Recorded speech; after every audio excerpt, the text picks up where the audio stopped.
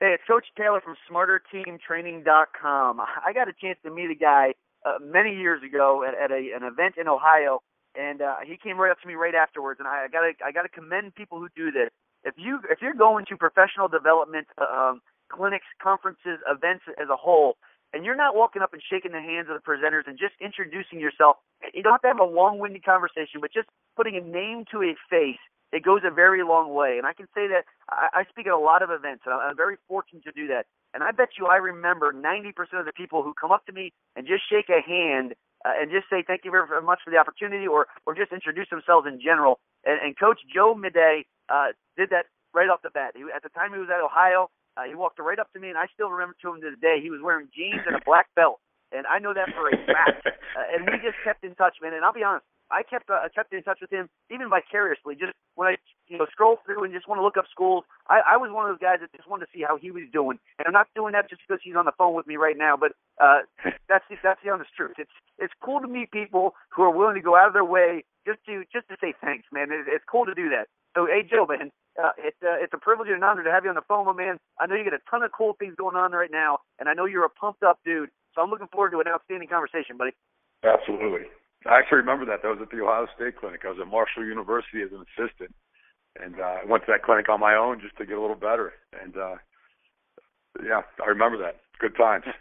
Hey, Coach, before we get started here, man, the number one question I ask on almost every one of these shows is about your passion. And I know you're a passionate guy. I know you do a lot of things there to inspire greatness in those around you. Tell me a little bit about what gets you excited to get up in the morning, to get in the trenches and work with those guys. And tell me a little bit what you have going on now, my man. I'll tell you what, that's pretty easy to answer. I actually started out as a math teacher. I was an algebra teacher right out of college. Was a strength coach for high school and a head baseball coach, 23, 24 years old. I had somebody that was in the field in my family. They were at a Big Ten school. Followed them. I went to Western University, transferred out, finished at Kent State. Sports has always been a part of my life. And I loved high school. I loved being a math teacher, but I wanted to get into college strength conditioning. And it's, a lot of people told myself that it's going to be too hard. Hardly any jobs. You have a great job as a teacher. Don't do it. You're going to have to be a GA. You're going to take a pay cut. I probably made like $32,000 a year at 24 years old. And, everybody said, don't risk it. Take the easy, the guaranteed, the safe way, and don't chase your dream. Well, the one person that told me to go ahead and do it was my father. My father was a bricklayer. He was a hard-working guy. And he told me, when he got out of the service, he went right to work in the field, never got to do any things he really wanted to. Loved having a family and taking care of them, but there's other things he wanted to do, and he just never got that opportunity. I really thought my dad was going to be the last person to tell me to do that because he knew how hard it was to make a dollar, and I thought for sure he'd tell me to stay in the field and be safe, and he told me to go ahead and chase my dreams. So from that point on, I just started applying for every GA position, every internship, any way I could get in, I did it. I think I got probably 36 letters saying that they accepted somebody else. I just didn't have any real experience other than high school. I didn't have any college internship experience, but I just kept on trying and trying. Before too long, I got my first GA spot. I think it was probably my 36th or 37th time I applied to a GA spot, and went ahead and moved on from being a high school teacher. Took a huge pay cut. Lived off about $600 a month. I had no money in the bank. I lived off that money, and that was it at Marshall University in Huntington, West Virginia.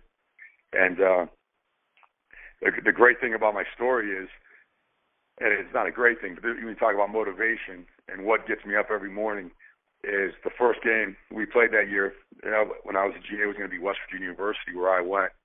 And my father actually passed away 2 weeks before that game happened.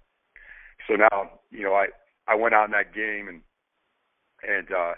kind of saw where, when I was at WVU, my family would sit for games and things like that, and went out to that field. And the first game I ever coached at was a field that my father had been to all the time. And I just always used that passion that the one guy believed I could do it, was the guy who was the hardest working guy, and kind of developed my work ethic. So if you go in my office every morning, I have my father's obituary there.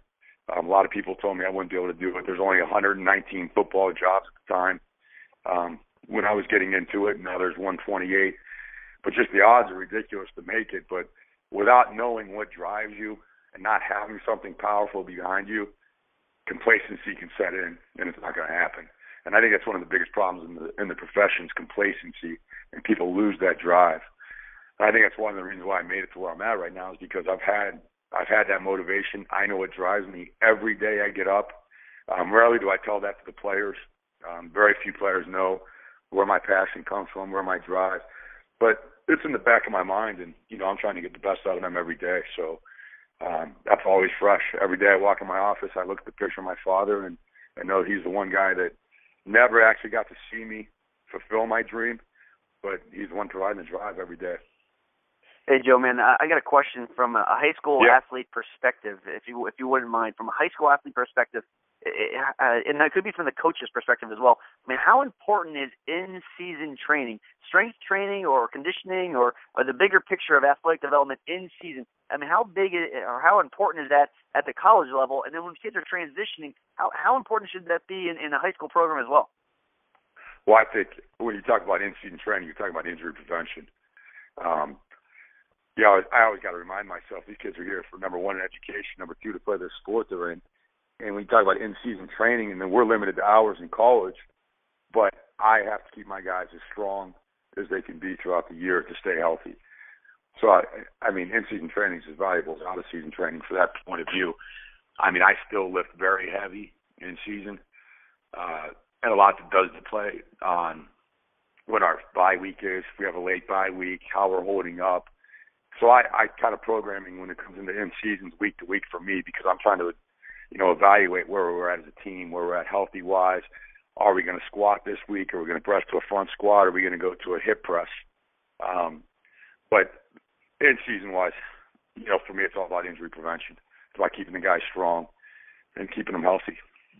If you're talking about transitioning from the high school athlete, and then we can talk about football and other athletes as a whole, and sports as a whole, but it's talking about the football-specific scenario. What's one big thing that kids don't understand when they're transitioning from the demands, the physical, the academic, the emotional, the social demands of going from a high school athlete to a college level? And what are some things that you've found in your career that have really helped the successful athletes, make that transition a little more easily? I think the biggest thing is when they get here in the summertime coming out of high school is the structure. Kids probably believe that they're going to come to college and they're going to be on their own, and that's not the case at all. When they come in the summertime, our kids are going to be in an 8 o'clock class. That class might last from 8 to 10. From 10 to 11, they might be able to get something to eat, and when we go right to tutoring, tutoring might be an hour and a half. From that point, they'll get their lift in. When the kids first get to school here, we keep our incoming freshman class together in the month of June. The tempo is going to be a little slower. I've been in some weight rooms. I'd like to think I'm one of the faster lifting strength coaches. We're a push-pull program. We do lift with some high-intensity philosophies. So I think the tempo for our kids when they're in there is so much different than what they're used to in high school. So I do lift our kids in June together. Now in college football, they have the ability to spend a couple hours a week with their coaches in the summertime. So once they're done lifting, they might eat dinner and then go ahead and have a meeting with the coach. So I think the high school kid, they realize that, we are 8 hours a week in the weight room in the summertime, but when you add study hall, the class themselves, the classes are longer because there are summer classes. I don't think the kids understand coming out of high school the transition is going to be, it's a full-time job. I mean, football in school is a full-time job for them from the moment they step on campus to the end of a bowl game. And I think that's the biggest transition. If I had an opportunity there to walk in your weight room or get a chance to consult with you and I get a chance to look at your exercise selection, are there exercises in your program that you either encourage or avoid when working with football players? I really look at that, and I've progressed. I think one of the great things in the career is to get with different strength coaches. Some people might be with one strength coach and they've seen it done one way, and they get their first head job. I've been lucky enough to be under 4 different head strength coaches. So I've seen a little bit of everything, and that's pretty much what my program's developed from, a little bit of all 4s in each one. I'd say one guy has about 70-75% influence on what I do in my programming. But the injury prevention thing's huge for me. I want to be a team that's healthy. I want our best players out there. So when I really talk about certain exercises, I really worry about joints now. Kids are getting bigger, faster, stronger. When I look at movements in the weight room and I see, what are we doing to the joint? What are we doing to the shoulder? If we're doing a hammer row and I see no concentric or the negative's terrible, I'm going to ask for 2 to 3 second negative on any of those pull movements. But if I'm seeing someone just release their weight, they might have 3-4 plates on a hammer row piece, and that shoulder take that load, that's what I look for. What are we doing to joints? How are these non-contact injuries occurring with the ACLs? If it's a previous injury, maybe it's the movement that we're doing in the weight room. Maybe we're loading a joint where there could be a small tear. That tear fills in with collagen, and they go out to that field, and then now they have a non-contact ACL. So really the movements I look for, I wouldn't say there's one lift that I stay away. I'm pretty open to a lot of things, but I really I do things myself. My staff and I will do a movement, a lift, an exercise, and we'll try to see the benefits in our own and what we feel. I'm 37 now. I still run half gassers. I still keep myself in good enough shape. If I need to push a guy, I do it during the summer. If I need to run beside somebody while I count a time, or I can do those things. But really, I do it to see how my body's affected by a movement. And if I feel something, or if I feel like there's a jerking motion, or maybe a little torque on a shoulder that I don't like in the movement, I'll get rid of it. But when it comes to exercises, I'm pretty open. Again, you and I have had several conversations here over the course of our careers in different facets, meeting each other at different events, et cetera. And I know you're a passionate guy, and I know this next question is going to probably have a pretty heavy response. So how much emphasis do you place on learning about each player, their background, their motivation, and their goals? I mean, how important is building a relationship with the individuals that you get a chance to work with in your program? It's huge. It's I meet a lot of young strength coaches, and they get in and they'll tell you that they'll write the best program ever, or they know more about the science and they can put it. But my question is, will the players go hard for you? Like, you could be the best program writer, you can know everything there, but do the players go hard for you? Do they respect you? And the only way to do that is to know the players. We have a pretty extensive questionnaire we fill out. It's about 4 or 5 pages. I have every player fill it out. They have a couple of weeks to get through it. It's my job to make copies for the head coach, myself, position coach, coordinator, and it's detailed. It's life goals. It's high school, family, where you live, what do you want to do in 5 years, where do you see yourself in 10 years, what's your first income you want to make, do you have brothers and sisters? And it's something that in the month of May, when we have some downtime, the players away, I really go through it, try to learn about each player. And then you save some things you learn from that in the back of your mind. And sometimes when a kid's struggling, one of the questions might be, who motivates you? What drives you? And you remember that about a kid. And when you pull that out in the middle of nowhere, because that kid's struggling during a team run, that kid learns to trust you a little bit more because he knows you care. And that's as much as the programming or anything, is getting the kids respect. Being fair. If you're going to have a role for one player, it's got to be the same rule for the walk-on as it is for your best player. It's a first-round draft pick. And when kids understand that you care and you treat them fairly, they're going to respect you. And if they respect you, they're going to work better for you. So one thing I'm proud of is if I have a rule, it's a rule from our first-round wide receiver this year to the walk-on to a kid that plays 20 reps. Treating people fair, is really how you're going to get the respect. And then I have an open door policy. Once you have their respect, your door's open and they know you care about them. If they have a problem in life or at home or at school, you're going to find that they walk in your door a little more than you thought because they know you care. And, and that's just a big part of our program.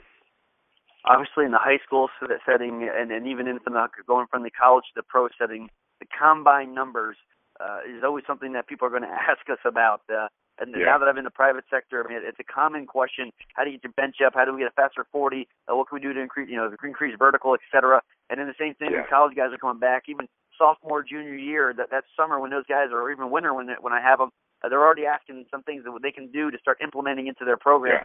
I mean, how do you address the combine number emphasis in your program? And what kind of advice do you have for high school players that are really looking to use those numbers to be recruited?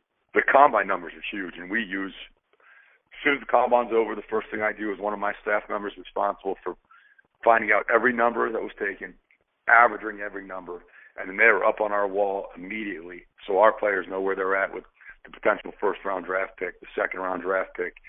If a junior wants to leave, where's he at? You know, where's he at compared to for next year if he's going to be ready to go? We are a testing team. I do 1 rep max on bench, squat, clean, vertical broad jump, 5, 10, 5. The 40 we run twice in the springtime. We take the 10, the 20, and the 40, and we want to be the fastest team in the country. And we take pride in our numbers, and testing's huge for us. Now, and I worked out a couple different ways with our guys. I do keep in mind our guys, really try to focus them in. Numbers and the combine stuff's great. I believe it can make a free agent guy a late pick maybe a 5th round pick, a 1st round guy maybe a bad combine puts him in the 2nd round. And the kid's got to understand, your resume is your football film. That's the most important thing. And we keep that in real good focus. Combine's great. The numbers are going to help you. But the biggest resume you have as a football player is when that NFL or that college recruiter puts on your film. So sometimes you're going to have some kids that don't test well. The kid that won the Jim Thorpe this year is a low 30-inch vertical. He's going to be a 9'6" broad jump guy. He's going to run a 4'6", but when you turn the film on, he is a phenomenal football player. He knows what's coming. So I think, you know, for him, not being a great testing guy, we can talk to him and say, hey, your film is where it's at. And for a guy that's got good film but is a great tester, you know, you motivate them to make them the 7th round guy, now a 5th round guy. So it can work both ways as a coach. But ultimately, the resume of a player is their football film, and they can't lose fact of that. Combine's great for getting kids into camp because it shows that they have the potential, they have the athletic ability, but it can't be solely the focus. And we want our kids to understand that, you know, the football film is ultimately it. Now for the high school kids coming out, I'm a broad jump guy. So when we're recruiting a kid, I love the broad jump. If I had one measurement to take for a wide receiver, for an explosive person, a great 9-foot D lineman, which can be hard for high school, maybe an 8'6", you know, those are the numbers I look for. I think it translates to getting off the ball. I'm not so much in the vertical anymore. And I train for the broad jump. I love it so much. We have a 20-yard by 15-yard sand pit out behind our practice indoor. And we spend every Friday after our lower body lift in that sand pit. And a lot of it's geared towards explosive power. So, you know, for high school kids coming out, the 40 is great, but it's so inconsistent on getting times or what the kids actually run. The broad jump's my number. Vertical's still good. And then now you do have a lot of power lifting guys, especially the O-line and D-linemen at high schools, that you can rely on those numbers pretty well too. But if I had, you know, one number to go for a high school kid, I love the broad jump. I want to talk to you a little bit from the administrative and scheduling aspect of what we do. I mean, most people, you're working with 105 guys with a football team, and you may or may not have other team responsibilities depending on the institution that you're at or environment that you're in, for that matter. From an administrative perspective, the time aspect of program design, those types of things, I mean, how do you train your football team? Are you bringing them in 2 different groups, offense, defense? Are you doing line, combo skills, the big, the mids, and the skill guys? Are you doing it by class and year? Are you looking at their classes? Are you bringing them in small groups? I mean, walk me through that process a little bit so I can figure out how you're actually designing your workouts around the team unity or just the scheduling conflicts that some of us have to face. Yeah, ours is going to be based on what season we're in. The summertime, when the kids are in their 6 hours, you know, I have a lot of freedom. So at that time in the summer, I go skill, big skill, power, or the terminology I use. So we will go keep them in that as close as we can in the summertime, and it's flexible. I have all day. I usually start my first group at 8.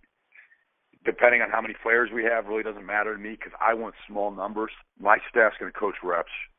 When we get on a machine with high-intensity principles, we're going to go to failure +3, or early on we'll go +1, +2, and then before camp, the last 2 weeks, we'll be working guys through 3 negatives. So I want small numbers.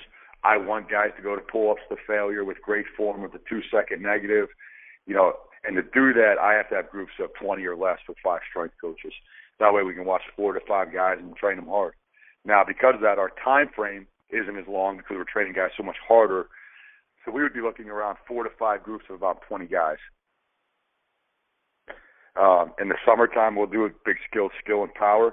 Once we get to season, I still try to keep the numbers smaller. I really don't change our lifting that much. Just get a little smarter when our breaks are. And season's going to be a little more dictated by what the kids' class schedules are. I wish I could get them in big skill, power, offensive, defensive groups. But you're going to have some kids with engineering degrees that are going to be in labs, biology, chemistry.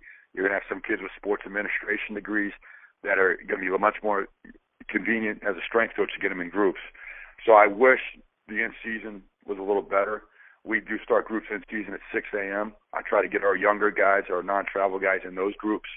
Meetings for us start at 2:45.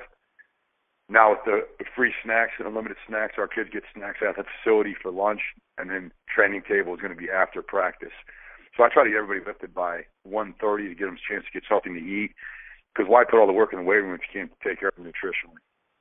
And then once we're back in the winter, I have pretty good freedom while guys are recruiting. You know, I have the guys. I'm the pretty much the head coach on campus.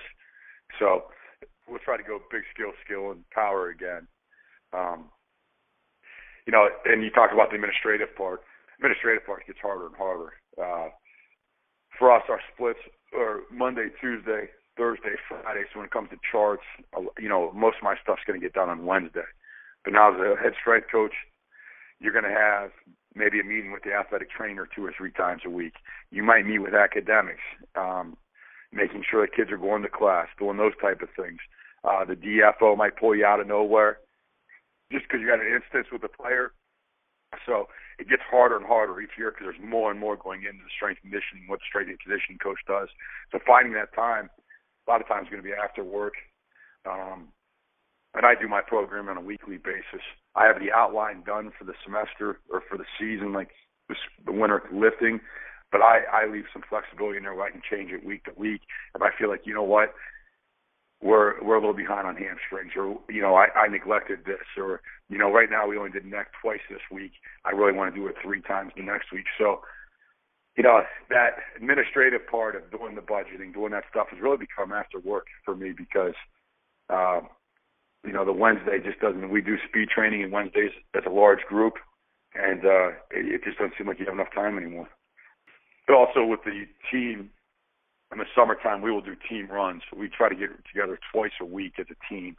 I think that's important because, like you said, the unity, you need some team runs, you need some team, you know, some team adversity so you can see who's going to step up as a leader when things get a little hard. Do you have that leadership? I'd hate to go into camp and not have the team face adversity as a group. And the first times, the 2 a day when they're real tired, to see somebody step up, I kind of want to know ahead of time who's going to be that person. And so is our head coach. You brought up the conversation about nutrition. I'm going to open that door even wider. I mean, if you're not talking nutrition, hydration, and sleep in a program nowadays, I think you're missing a big window of opportunity for growth and even education for that matter. I mean, how are you developing a culture of healthy nutrition, proper hydration, and adequate sleep into your program? Are you leaning on a nutritionist? Are you reaching out and monitoring sleep some way? I mean, how are you defining how much hydration individuals are getting? Maybe even with the athletic trainers. I mean, what kind of resources are you using to really just expand your opportunity to make a positive impact on an athlete? I tell our guys nutrition and how you take care of your body is going to be, you can come in and do the workload. Nutrition is going to be 60% of it. And I preach that to our guys. I actually give that more credit than the weight room itself because a lot of our kids have been raised on fast food, and that's what they're used to. And it's a whole education process. Now, coming from mid-major and working my way up from Marshall University to Western Kentucky University, now the University of Louisville, I'm lucky enough to have a nutrition department. We have a licensed sports dietitian. She also has 3 assistants. So when you talk about funds and money does matter a little bit because you have those people there. Our AD is phenomenal, probably the best in the country. Our building is not considered on campus, so therefore we can have catering food companies every day. So our nutritionist, she handles that. We have about a 24 rotation at different restaurants, so our guys, for their training table meal, they'll be able to have a Texas Roadhouse come in. We always have one leaner meat, maybe a grilled chicken, a steak, and then something like a rib or something for our weight gain guys. We'll always have a salad bar, vegetables. We along with the training table, our nutritionist will have, her and I will work together. We have a bod pod. We take body fat about 6 times a year. So I have individualized shakes for each dinner for guys. They'll put their names on the shake. So when they come in for dinner, now they have a weight gain shake, maybe a leaning shake. So our dinner's pretty good. I am a huge sugar guy. I think kids get way too much sugar in their diets, way too much. So you might come into our building sometime, and I might have the Gatorade cut off a little bit, or the G2 Red is the only thing that we would have. So I really monitor their sugar. I thought when I first got here, guys were a little heavy. We first got them in the bod pod. The body fat was heavy. The body fat was too high. And I watched guys come to the Gatorade machine or, take a gallon jug, fill it as an old lineman at 350 pounds and go home with it. So that's one thing we talk about hydration. We've really taught and educated our guys just on water. I think one of the quickest ways to gain weight is adding calories in what you drink. One of the quickest ways to lose weight or body fat is to take those calories out of your diet through what you drink. And again, being a great school with money, we have 2 nutrition areas in our weight room. One in the weight room is going to be geared towards a little more recovery. I'm going to have fruit in that one. I'm going to have protein bars. I'm going to have a leaner Gatorade shake versus what's in the players' locker room is going to have a little more sugar, a little more pre-workout. The nutritionist might have smoothies in season. I'm not a big smoothie person when we're out of season and the kids aren't running as much, so I try to eliminate that sugar right there. But as soon as we're in season, I feel like they need a little more sugar in them. We'll have that for them. And then she's there to help every lift. So if I have an 8 o'clock lift and it's over at 9:15 or 9:30, she's right there. I have a conference room in the weight room. So if her and myself need to sit a player down and do the education, we can do it directly after the weight room. I always leave about a half hour between groups for X needs, for guys who need more flexibility work, for guys who need the nutrition education. And then we get our snack for our guys during season. It's going to be at lunchtime. That's always going to be a pretty lean sandwich that she has also catered in. So right now our nutrition department, it's growing. I've only been here for 14 months, and it was just her. We're up to her and I believe 2 paid interns and 1 volunteer. So up to 4. Purchased the bod pod was one of the first purchases we made. The snack got introduced last year, which is great because that includes our walk-ons. So now they're available for food. And then our training table, I think we have the best training table in the country because we are not limited to a Sodexos or a company that might serve the same food and get repetitive. We're able to have competition barbecue guys come in, and they bring spits out front of our facility, and they'll start cooking at 10 in the morning. So when our guys are done with practice, they can get a smoked chicken breast, ribs. And then we have the ability for guys to take food home after that, what's left over. So, when you talk about nutrition and educating our guys, I think we're going to be right there at tops.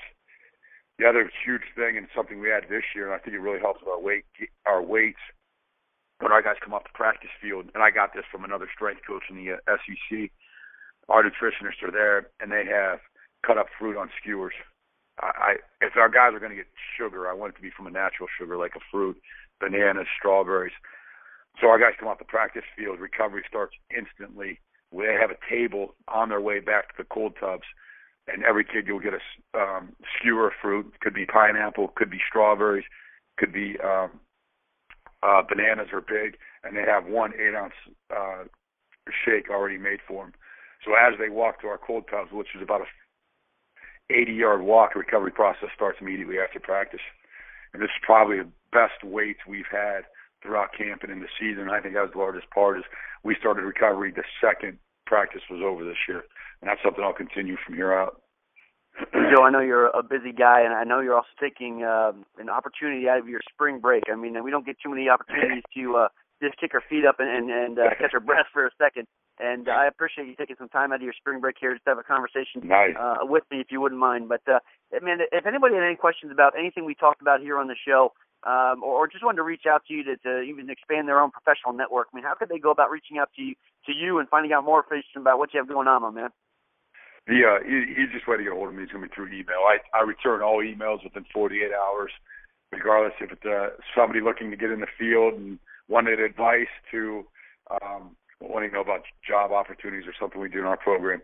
My email is going to be Joseph, JOSEPH, @GoCards, GOCARDS.com. Joseph at GoCards.com.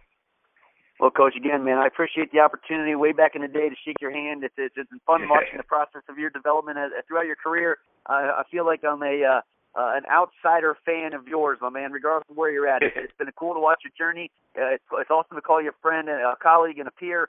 And, man, I'm looking forward to this being a launch pad for us to do many more things down the road, buddy. I'm looking forward to keeping in touch, and good luck this season, big dog.